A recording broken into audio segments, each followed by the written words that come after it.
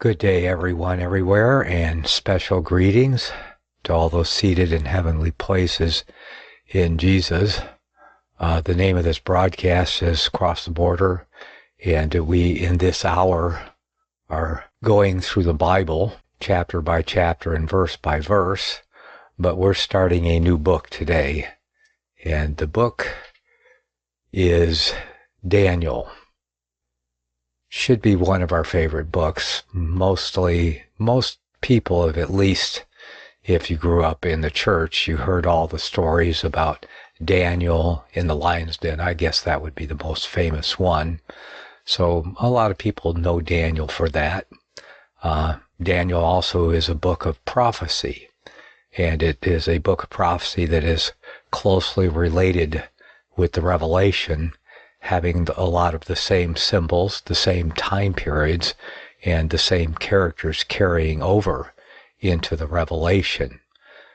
So Daniel is to prophecy what John is to prophecy in the New Testament, Daniel is in the Old Testament.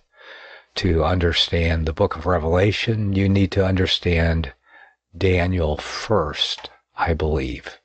And I even wrote a book about that, and it's called The Beast Apocalyptic. And we'll touch on that as we go through this study, the meaning of those things when we get to those symbols. But in Daniel 1, chapter 1, verse 1, it says, "In the third year of the reign of Jehoiakim, king of Judah, came Nebuchadnezzar, king of Babylon, unto Jerusalem, and besieged it.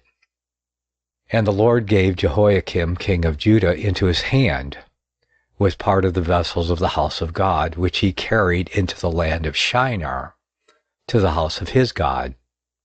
And he brought the vessels into the treasure house of his God. And the king spake unto Ashpenaz, the master of his eunuchs, that he should bring certain of the children of Israel, and of the king's seed, and of the princes, Daniel, in whom was no blemish, but well favored, and skillful in all wisdom, and cunning and in knowledge, and understanding science, such as had ability in them to stand in the king's palace, and whom they might teach the learning of the tongue of the Chaldeans. And the king appointed them a daily provision of the king's meat, and of the wine which he drank, so nourishing them 3 years, that at the end thereof they might stand before the king. Now among these were of the children of Judah, Daniel, Hananiah, Mishael, and Azariah, unto whom the prince of the eunuchs gave names, for he gave unto Daniel the name of Belteshazzar, and to Hananiah of Shadrach, to Mishael of Meshach, and to Azariah of Abednego." Matthew Henry says, "We have in these verses an account, first, of the first descent, which Nebuchadnezzar, king of Babylon, in the first year of his reign, made upon Judah and Jerusalem, in the third year of the reign of Jehoiakim, and his success in that expedition. He besieged Jerusalem, soon made himself master of it, seized the king, took whom he pleased and what he pleased away with him, and then left Jehoiakim to reign as a tributary to him, which he did about 8 years longer, but then rebelled, and it was his ruin." Now, from this first captivity, most interpreters think the 70 years are to be dated, speaking of the 70 years captivity. And of course, we know that preceding the invasion by Babylon and Nebuchadnezzar of the land of Judah, we have Jeremiah the prophet who wrote, and he foretold the 70 years desolation. He also told the Hebrew people to surrender to the king of Babylon. So they looked on him as a traitor and locked him up in a dungeon in the middle of the town. But when Babylon and Nebuchadnezzar came in, we know that they set Jeremiah free and took most of the nation captive and carried them off to Babylon. So that's a little backstory here. Now, from this first captivity, most interpreters think the 70 years are to be dated, though Jerusalem was not destroyed, nor the captivity completed, till about 19 years after that, because Jehoiakim, of course, had to rebel later on, and then Nebuchadnezzar came in, and we'll get to that, but came in, destroyed the city, the temple, and carried more people off. Okay. So continuing here. In that first year, Daniel was carried to Babylon. So Daniel was carried off with his friends or his companions in the initial invasion. Daniel was not in Jerusalem or in the Hebrew land there for the desolation that would come. So in that first year, Daniel was carried to Babylon, and there continued the whole 70 years, during which time all nations shall serve Nebuchadnezzar and his son and his son's son. This one prophet therefore saw within the compass of his own time the rise, reign, and ruin of that monarchy, so that it was the affair of a single age. Such short-lived things are the kingdoms of the earth, but the kingdom of heaven is everlasting, says our good friend Matthew Henry. The righteous that see them taking root shall see their fall. He refers to a Mr. Broughton observes the proportion of the times of God's government since the coming out of Egypt, thence to their entering into Canaan 40 years, thence 7 years to the dividing of the land, thence 7 jubilees to the first year of Samuel, in whom prophecy began, thence to the first year of the captivity, 7 70s of years, 490 years, 10 jubilees, to the return 170. Okay, I'm kind of lost me there. Thence to the death of Christ, 7 70s more. Thence to the destruction of Jerusalem, 40 years. Okay, somehow that confused me more than it made sense. But he's referring to the 70 weeks of Daniel being 490 years. He continues, the improvement he made of this success, he did not destroy the city or kingdom, but did that which just accomplished the first threatening of mischief by Babylon. It was denounced against Hezekiah for showing his treasures to the king of Babylon's ambassadors. If we remember that from Isaiah, that the treasures and the children should be carried away. And if they had been humbled and reformed by this, hitherto the king of Babylon's power and success should have gone no further. But we know what happened. The less judgments do the work. God will not send greater, but if not, he will heat the furnace 7 times hotter. Let us see what now was done. The vessels of the sanctuary were carried away, part of them. They fondly trusted to the temple to defend them, though they went on with their iniquity, and now, to show them the vanity of that confidence, the first temple was plundered.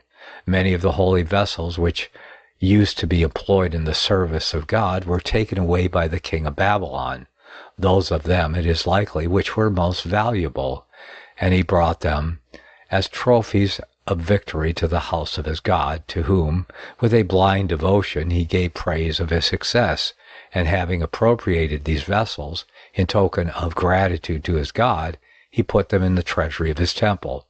See the righteousness of God. His people had brought the images of other gods into his temple, and now he suffers the vessels of the temple to be carried into the treasuries of those other gods. Note, when men profane the vessels of the sanctuary with their sins, it is just with God to profane them by his judgments. It is probable that the treasures of the king's house were rifled, as was foretold, but particular mention is made of the taking away of the vessels of the sanctuary, because we shall find afterwards that the profanation of them was that which filled up the measure of the Chaldeans' iniquity. But observe, it was only part of them that went now. Some were left them yet upon trial, to see if they would take the right course to prevent the carrying away of the remainder. Okay, the children, young and young men, especially such as were of noble or royal extraction, that were sightly and promising and of good natural parts, were carried away. This was the iniquity of the fathers visited upon the children. These were taken away by Nebuchadnezzar as trophies to be made a show of for the evidencing and magnifying of his success, as hostages for the fidelity of their parents in their own land, who would be concerned to conduct themselves well, that their children might have the better treatment. A seed to serve him. He took them away to train them up for employments and preferments under him, either out of an unaccountable affection, which great men often have, to be attended by foreigners, though they be blacks, rather than those of their own nations, or because they knew that there were no such witty, sprightly, ingenious young men to be found among the Chaldeans as abounded among the youth of Israel. And if that were so, it was much for the honor of the Jewish nation, as of an uncommon genius above other people, and a fruit of the blessing. But it was a shame that a people who had so much wit should have so little wisdom and grace. Now observe the directions which the king of Babylon gave for the choice of these youths. They must not choose such as were deformed in body, but comely and well-favored, whose countenances were indexes of ingenuity and good humor. But that is not enough. They must be skillful in all wisdom, and cunning, or well seen in knowledge and understanding science, such as were quick and sharp, and could give a ready, intelligent account of their own country, and of the learning they had hitherto been brought up in. He chose such as were young, because they would be pliable and tractable, would forget their own people and incorporate with the Chaldeans. He had an eye to what he designed for them for. They must be such as had ability in them to stand in the king's palace, not only to attend his royal person, but to preside in his affairs. This is an instance of the policy of this rising monarch, now in the beginning of his reign, and was a good omen of his prosperity, that he was in care to raise up a succession of persons fit for public business. He did not, like Ahasuerus, appoint them to choose him out young women for the service of his government. It is the interest of princes to have wise men employed under them. It is therefore their wisdom to take care for the finding out and training up of such. It is the misery of this world, that so many who are fit for public stations are buried in obscurity, and so many who are unfit for them are preferred to them. The care for which he took concerning them. First, for their education, he ordered that they should be taught the learning and tongue of the Chaldeans. They're supposed to be wise and knowing young men, and yet they must be further taught. Give instructions to a wise man, and he will increase learning. And of course, they had to be able to communicate with the Chaldeans. So that would be like the first order of business. And it would also show whether they were intelligent enough to quickly learn another language. So they're supposed to be wise and knowing young men, yet they must be further taught. Give instructions to a wise man. Note, those that would do good in the world when they grow up must learn when they are young. That is the learning age. Oh, but that's probably what's wrong with me, huh? I didn't learn enough when I was young, it seems like. But I always get good insight just even from reading Matthew Henry and insight into the Word. I don't think anyone goes very much deeper than he does, because I was perusing, I must say, some of the other commentaries that I have downloaded, and I still go, no, Matthew Henry's the guy. And I hope that if you were listening yesterday, as a little aside here, I did run a documentary on the life and times of Matthew Henry, the great Bible commentator, for the whole 2 hours of my broadcast time here. And I hope that you enjoyed that. But you can find that commentary on YouTube. I'm not going to post it. I would rather that you found it on YouTube, went there, and that they should get I don't know if they get any money for it or not, but I know that the man who made the documentary did spend a good amount of money and time making it. So if you go there, perhaps he will get a few pennies or a few dollars for your listening to it there. Anyway, but it is posted on YouTube, and you can even buy it there if you're so inclined. But a great documentary. Yesterday will have been my second time watching it, so I didn't enjoy it much. And it was nice to get some insight into the man who wrote the commentary that I'm mainly using for these Bible studies. So let me continue, because we're almost getting through this portion here. So that is the learning age. If that time be lost, it will hardly be redeemed. Yeah, amen. That's why it is so important to learn as much as you can while you're young. It does not appear that Nebuchadnezzar designed that they should learn the unlawful arts that were used among the Chaldeans, magic and divination. If he did, Daniel and his fellows would not defile themselves with them. Nay, we do not find that he ordered them to be taught the religion of the Chaldeans, by which it appears that he was at this time no bigot. If men were skillful and faithful and fit for his business, it was not material to him what religion they were of, provided they had but some religion. They must be trained up in the language and laws of the country, in history, philosophy, and mathematics, in the arts of husbandry, war, and navigation, in such learning as might qualify them to serve their generation. Note, it is real service to do the public. It is real service to the public to provide for the good education of the youth. Secondly, for their maintenance, he provided for them 3 years, not only necessaries, but dainties for their encouragement in their studies. So they were students basically for 3 years is what he's saying, and he supported them through their studies. They had daily provision from the king's meat and of the wine which he drank. This was an instance of his generosity and humanity. Though they were captives, he considered their birth and quality, their spirit and genius, and treated them honorably, and studied to make their captivity easy to them. There is a respect due to those who are well born and bred when they have fallen into distress. With a liberal education, there should be a liberal maintenance. A particular account of Daniel and his fellows. They were of the children of Judah, the royal tribe, and probably of the house of David, which had grown a numerous family. And God told Hezekiah that of the children that should issue from some should be taken and made eunuchs or chamberlains in the palace of the king of Babylon. The prince of the eunuchs changed the names of Daniel and his fellows, partly to show his authority over them and their subjection to him, and partly in token of their being naturalized and made Chaldeans. Their Hebrew names, which they received at their circumcision, had something of God, or Yah, in them.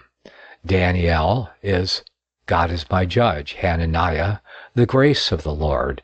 Mishael, he that is the strong God. Azariah, the Lord is a help.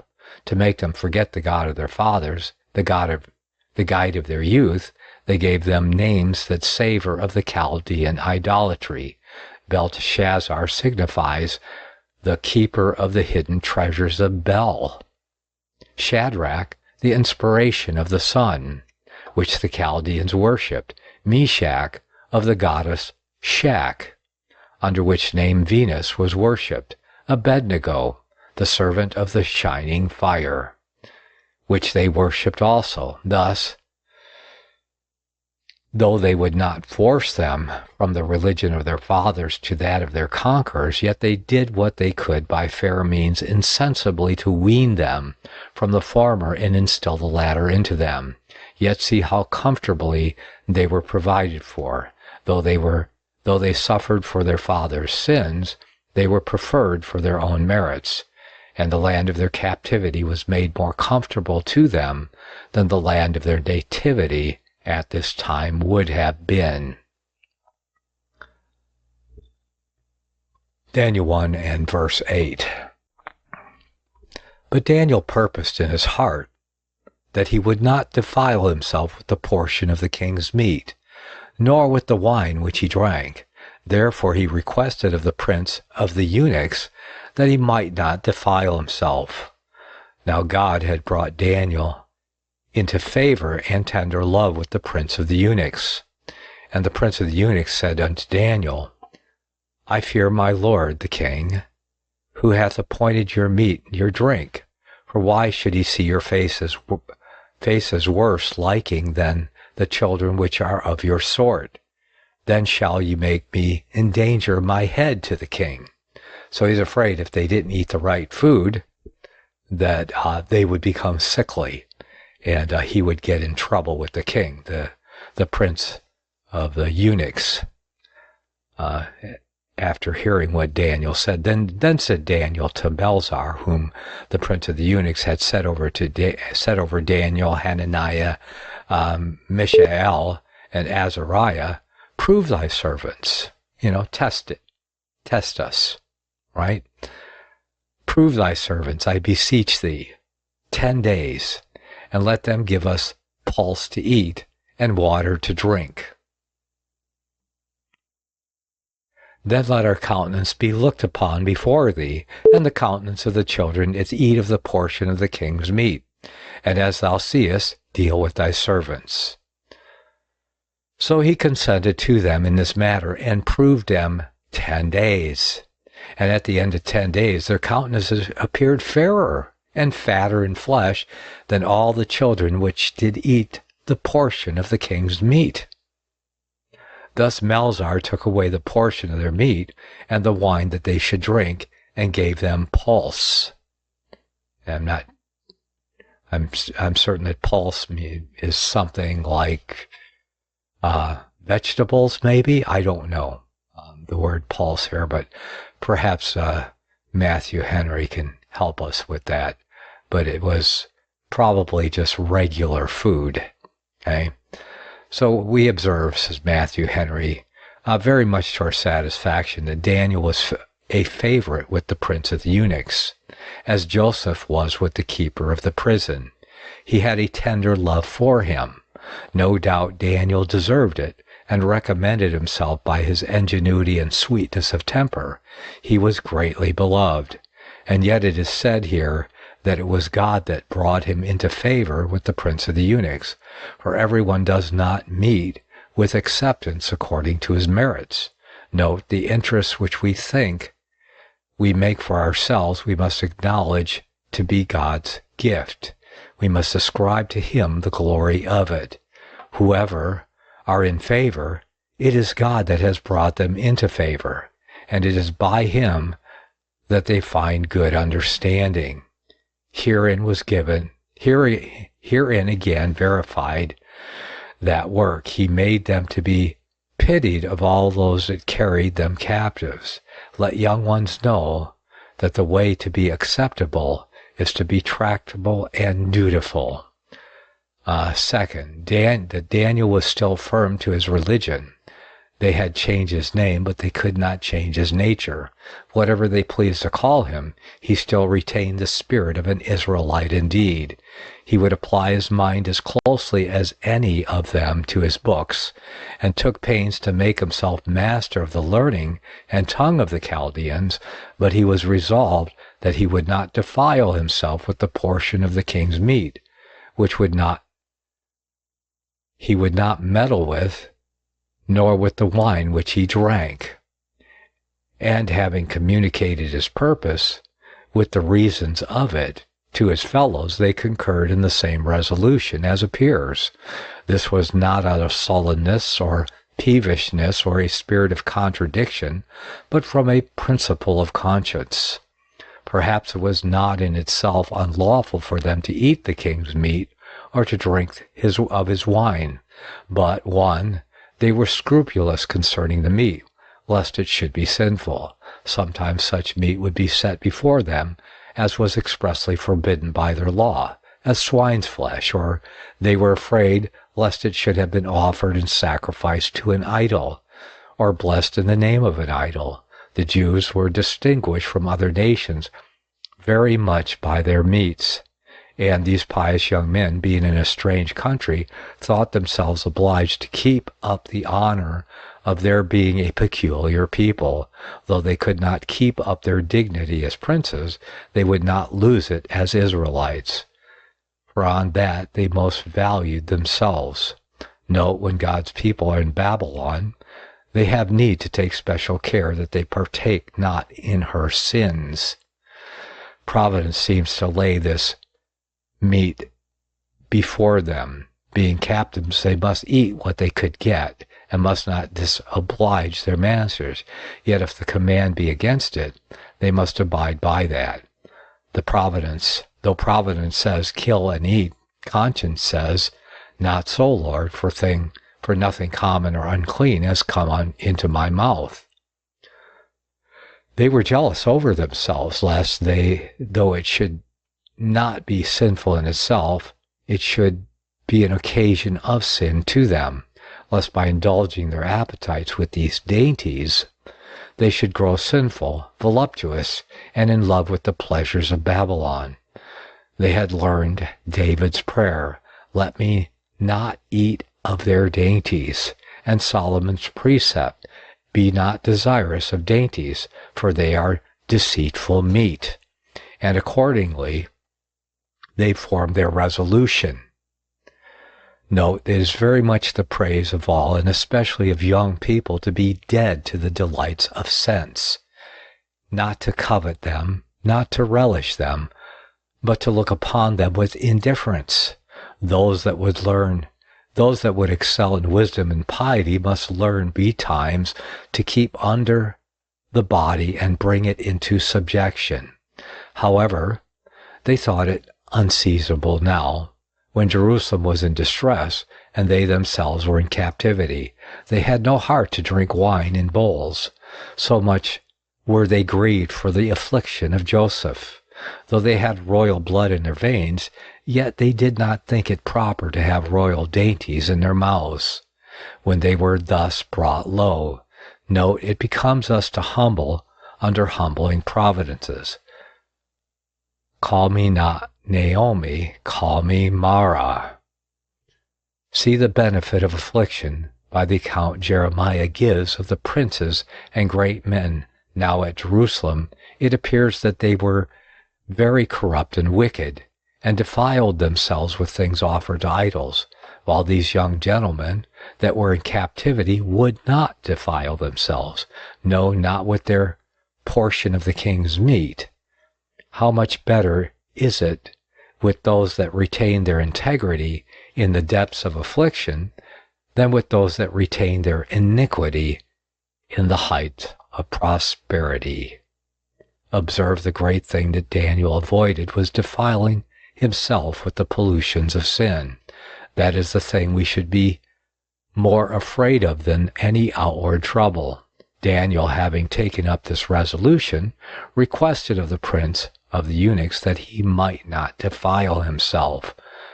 Not only that he might not be compelled to do it, but that he might not be tempted to do it, that the bait might not be laid before him, that he might not see the portion appointed him of the king's meat, nor look upon the wine when it was red. It will be easier to keep the temptation at a distance than to suffer it to come near and then be forced to put a knife to our throat. Note, we cannot better improve our interest in any with whom we have found favor than by making use of them to keep us from sin. And thirdly, that God wonderfully owned him herein. When Daniel requested that he might have none of the king's meat or wine set before him, the prince of the eunuchs objected that, if he and his fellows were not found in as good a case as a consequence of their companions, he should be in danger of having anger and of losing his head. Daniel, to satisfy him that there would be no danger of any bad consequence, desires the matter might be put to a trial. He applies himself further to the under officer Melzar, or the steward, prove us for 10 days. During that time let us have nothing but pulse to eat, nothing but herbs and fruits, or parched peas or lentils, or nothing but water to drink, and see how we can live upon that, and proceed accordingly. People will not believe the benefit of abstemiousness and a spare diet, or abstinence, and a spare diet, nor how much it contributes to the health of the body, unless they try it. Trial was accordingly made. Daniel and his fellows lived for 10 days upon pulse and water, hard fare for young men of general extraction and education, and which one would rather expect they should have intended or indented against than petitioned for. But at the end of the 10 days, they were compared with the other children, and were found fairer and fatter in flesh, and more healthful, of a more healthful look and better complexion than all those who did eat the portion of the king's meat. This was in part a natural effect of their temperance, but it must be ascribed to the special blessing of God, which will make a little go a great way, a dinner of herbs better than a stalled ox. By this it appears that man lives not by bread alone. Pulse and water shall be the most nourishing food if God speak the word. See what it is to keep ourselves pure from the pollutions of sin. It is the way to have that comfort and satisfaction which will be health to the navel and marrow to the bones, while the pleasures of sin are rottenness to the bones. And finally, that his master countenanced him. The steward did not force them to eat against their consciences, but as they desired gave them pulse and water, the pleasures of which they enjoyed, and we have reason to think were not envied the enjoyment. Here is a great example of temperance and contentment with mean things. And he that lives according to nature will never be poor, but he that lives according to opinion will never be rich. This wonderful abstinence of these young men in the days of their youth contributed to the fitting of them for their eminent services. Hereby they kept their minds clear and unclouded, and fit for contemplation, and saved for the best employments a great deal both of time and thought, and thus they prevented those diseases which indispose men for the business of age, that owe their rise to the temptations of youth. For their eminent sufferings, those that had thus inured themselves to hardship and lived a life of self-denial and mortification, could the more easily venture upon the fiery furnace and the den of lions, rather than sin against God. Verse 18. Now at the end of the days that the king had said he should bring them in, then the princes of the eunuchs brought them in before Nebuchadnezzar. And the king communed with them, and among them all was found none like Daniel, Hananiah, Mishael, and Azariah. Therefore stood they before the king. And in all matters of wisdom and understanding that the king inquired of them, he found them 10 times better than all the magicians and astrologers that were in all his realm. And Daniel continued even unto the 1st year of Cyrus. And chapter 2, verse 1. And in the second year of the reign of Nebuchadnezzar, Nebuchadnezzar dreamed dreams wherewith his spirit was troubled, and his sleep brake from him. Then the king commanded to call the magicians, and the astrologers, and the sorcerers, and the Chaldeans, for to show the king his dreams. So they came and stood before the king. And the king said to them, I have dreamed a dream, and my spirit was troubled to know the dream. Then spake the Chaldeans to the king in Syriac, O king, live forever. Tell thy servants the dream, and we will show thee the interpretation. The king answered and said to the Chaldeans, The thing is gone from me. If you will not make known unto me the dream, with the interpretation thereof, you shall be cut in pieces, and your houses shall be made a dunghill. Seems rather harsh. And these poor guys going, there's no way we can't make up the dream, because if we get it wrong, he'll know. There's nothing they can. But if you show the dream and the interpretation thereof, you shall receive of me gifts and rewards and great honor. Therefore show me the dream and the interpretation thereof. They answered and again and said, Let the king tell his servants the dream, and we will show the interpretation of it. The king answered and said, I know of certainty that you would gain the time, because you see the thing is gone from me. But if you will not make known unto me the dream, there is but one decree for you have prepared lying and corrupt words to speak before me, till the time be changed.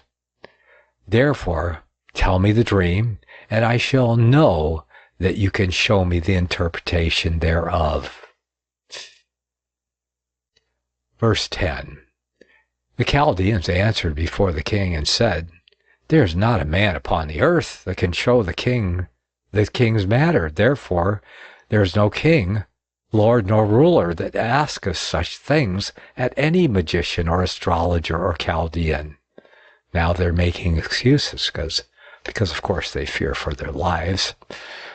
And it is a rare thing that the king requireth. Rare, probably unheard of. And there is none other that can show it before the king except the gods, whose dwelling is not with flesh. For this cause the king was angry and very furious, and commanded to destroy all the wise men of Babylon. And the decree went forth that the wise men should be slain, and they sought Daniel and his fellows to be slain. Matthew Henry says, We meet with great difficulty in the date of this story. It is said to be in the second year of the reign of Nebuchadnezzar. Now Daniel was carried into Babylon in his first year, and it should be seen he was 3 years under his tutors and governors before he was presented to the king. How then could this happen in the second year? Yes, that occurred to me while I was reading it again. Perhaps, though 3 years were appointed for the education of other children, yet Daniel was so forward that he was taken into business when he had been but 1 year at school, and so in the second year he became thus considerable. Some make it to be the second year after he began to reign alone, but the 5th or 6th year since he began to reign in partnership with his father. Some read it, and in the second year, the second after Daniel and his fellows stood before the king, in the kingdom of Nebuchadnezzar, or in his reign. This happened, as Joseph in the second year after his skill in dreams showed and expounded Pharaoh's, so Daniel, in the second year after he commenced master in that art, did his service. I would much rather take it some of these ways than suppose, as some do, that it was in the second year after he'd conquered Egypt, which was the 36th year of his reign, because it appears by what we meet within Ezekiel that Daniel was famous both for wisdom and prevalence in prayer long before that, and now therefore this passage or story, which shows how he came to be so eminent for both these, must be laid early in Nebuchadnezzar's reign. Now here we may observe, 1, the perplexity that Nebuchadnezzar was in by reason of the dream which he had dreamed but had forgotten. Now this dream, I'm guessing that God impressed this so upon him that he was distraught to find out, to remember the dream and learn the interpretation of it. So he dreamed dreams, that is a dream consisting of diverse distinct parts, or which filled his head as much as if it had been many dreams. Solomon speaks of a multitude of dreams, strangely incoherent, in which there are diverse vanities. This dream of Nebuchadnezzar had nothing in the thing itself but what might be paralleled in many a common dream, in which are often represented to men things as foreign as are here mentioned. But there was something in the impression that it made upon him which carried with it an incontestable evidence of its divine original and its prophetic significance. Note, the greatest of men are not exempt from, nay, they lie most open to, those cares and troubles of mind which disturb their repose in the night, while the sleep of the laboring man is sweet and sound, and the sleep of the sober, temperate man free from confused dreams. The abundance of the rich will not suffer them to sleep at all for care, and the excesses of gluttons and drunkards will not suffer them to sleep quietly for dreaming. But this recorded here was not from natural causes. Nebuchadnezzar was a troubler of God's Israel, but God here troubled him, for he that made the soul can make his sword to approach it. He had his guards about him, but they could not keep trouble from his spirit. We know not the uneasiness of many that live in great pomp, and one would think in pleasure too. We look into their houses and are tempted to envy them. But could we look into their hearts, we should pity them rather. All the treasures and all the delights of men, which this mighty monarch had command of, could not procure him a little repose, when by reason of trouble of his mind his sleep broke from him. But God gives his beloved sleep, who return to him as their rest. The trial that he made of his magicians and astrologers, whether they could tell him what his dream was, which he had forgotten, they were immediately sent for to show the king his dreams. There are many things which we retain the impressions of, and yet have lost the images of the things. Though we cannot tell what the matter was, we know how we were affected with it. So it was with the king. His dream had slipped out of his mind, and he could not possibly recollect it. But he was confident he should know it if he heard it again. God ordered it so that Daniel might have the more honor, and in him, the God of Daniel, note, God sometimes serves his own purposes by putting things out of men's minds, as well as by putting things into their minds. The magicians, it is likely, were proud of their being sent for into the king's bedchamber to give him a taste of their office, not doubting but it would be for their honor. He tells them that he had dreamed a dream. They speak to him in the Syriac tongue, which was then the same with the Chaldee. But now they differ much, and henceforward Daniel uses that language or dialect of the Hebrew for the same reason that those words are in the language designed to convince the Chaldeans of their folly, of the folly of their idolatry, and to bring them to the knowledge and worship of the true and living God, which the stories of these chapters have a direct tendency to. But chapter 8 forward, being intended for the comfort of the Jews, is written in their peculiar language. They, in their answer, complimented the king with their good wishes, desired, and of course Matthew Henry there was commenting on that Daniel was written in several languages, one in the Hebrew and in the Aramaic or the Chaldee language. But chapter 8 and forward, being intended for the comfort of the Jews, is written in their peculiar language. They, in their answer, complimented the king with their good wishes, desired to tell him his dream, and undertook it with all possible assurance to interpret it. But the king insisted upon that they must tell him the dream itself, because he had forgotten it and could not tell it to them. And if they could not do this, they should all be put to death as deceivers, themselves cut to pieces, and their houses made a dunghill.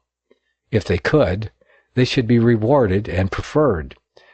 And they knew, as Balaam did concerning Balak, that he was able to promote them to great honor and give them that wages of unrighteousness which, like him, they loved so dearly. No question, therefore, that they will do their utmost to gratify the king.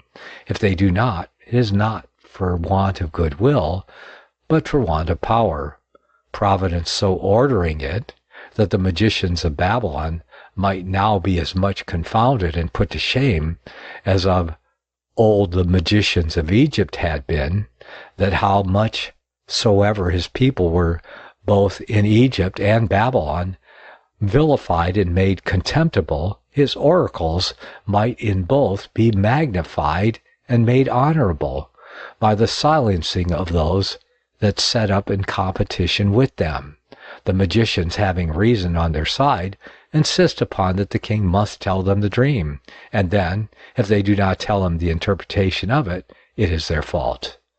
But arbitrary power is deaf to reason. The king falls into a passion, gives them hard words, and, without any color of reason, suspects that they could tell him, but would not, and instead of upbraiding them with impotency and the deficiency of their art, as he might justly have done, he charges them with a combination to affront them. You have prepared lying and corrupt words to speak before me. How unreasonable and absurd is this imputation! If they had undertaken to tell him what his dream was, and had imposed upon him with a sham, he might have charged them with lying and corrupt words. But to say this of them when they honestly confess their own weakness only shows what senseless things indulged passions are, and how apt great men are to think it is their prerogative to pursue their humor in defiance of reason and equity. And all the dictates of both, when the magicians begged of him to tell them the dream, though the request was highly rational and just, he tells them that they did not but dally with him to gain time, till the time be changed, either till the king's desire to know his dream be over, and he grown indifferent whether he be told it or not, though now he was so hot upon it, or till they may hope he has so perfectly forgotten his dream, the remains shades of which are slipping from him apace as he catches at them, that they may tell him what they please and make him believe it was his dream. And when the thing is quite gone from him, as it will be in a little time, he will not be able to disprove them, and therefore without delay they must tell him the dream. In vain do they plead that there is no man on earth that can retrieve the king's dream. There are settled rules by which to discover what the meaning of the dream was. Whether they will hold or not is the question. But never were there any rules offered to be given by which to discover what the dream was. They cannot work unless they have something to work upon. They acknowledge that the gods may indeed declare it unto man what was his thought, for God understands thoughts afar off, what they will be before we think them. what they are when we do not regard them, what they have been when we have forgotten them. But those who can do this are gods and have not their dwelling with flesh. And he goes on for quite a ways here still, but I'm running out of time.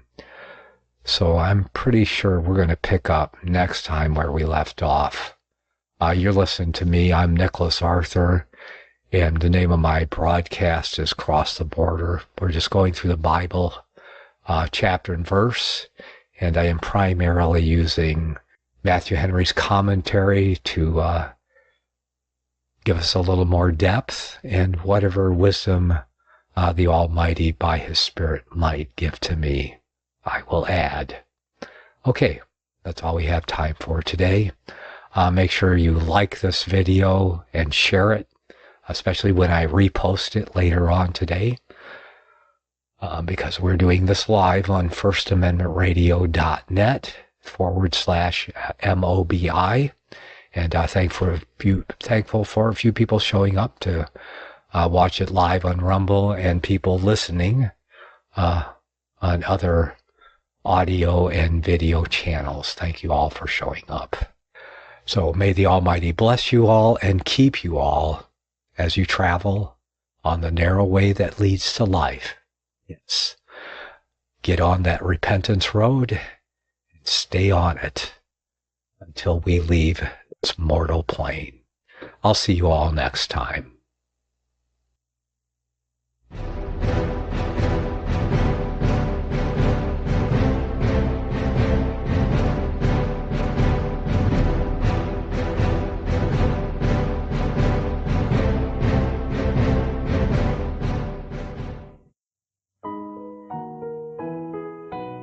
The program you are listening to is 100% sponsored by you, the listener, on this First Amendment Rights Media channel. You will notice that there are few commercials on this radio network. There's a good reason for that. Corporate advertising dollars come with strings that limit program content. So without your help, these programs cannot continue on satellite, internet, or our several affiliates. If you benefit by the educational law programs, we ask you to give. If you are admonished or nurtured by the Bible and ministry programs, we ask you to give. If some voice a cause that you are passionate about, we ask you to give. If you believe in any of these, we ask you to support them as you would a missionary on a continual basis, as if giving a tithe for missionary radio. These programs are not commercially viable and must be supported by those faithful to the cause of truth. Look for the button to sponsor your favorite programs at our listen and schedule pages on the internet. We will also give you unlimited archive access to all of our programs. We're asking you to give much less than a tithe so that you may also send support directly to a particular program host, cause, and anywhere else the Spirit may lead you. Do all to the glory of our God and Creator, for His holy nation, the only kingdom that will last forever. Thank you for listening.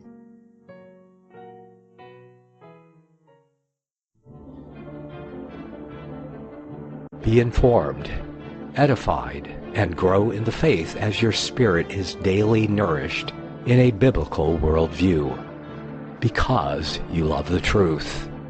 firstamendmentradio.net/MOBI. Faith comes by hearing, and hearing by the Word of God.